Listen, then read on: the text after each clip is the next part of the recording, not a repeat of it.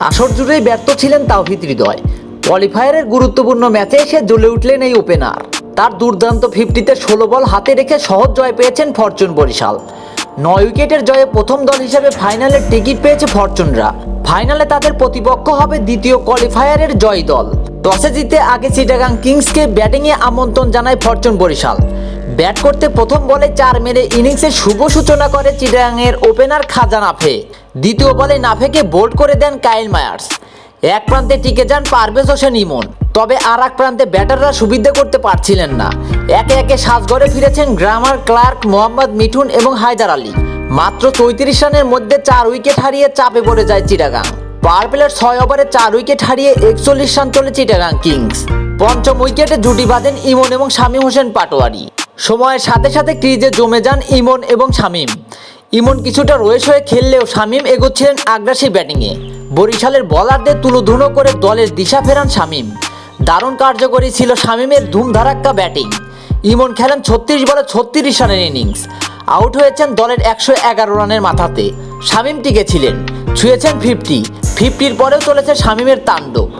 মারমুখী ব্যাটিংয়ে 47 বলে 79 রানের ঝলমলে এক ইনিংস খেলে দলের 144 রানের মাথায় থেমেছেন শামীম।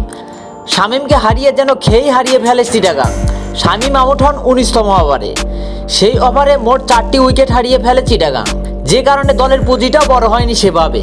নির্ধারিত 20 ওভারে খেলা শেষে 9 উইকেট হারিয়ে 149 রানের সংগ্রহ দাঁড় করায় চিটাগাং কিংস।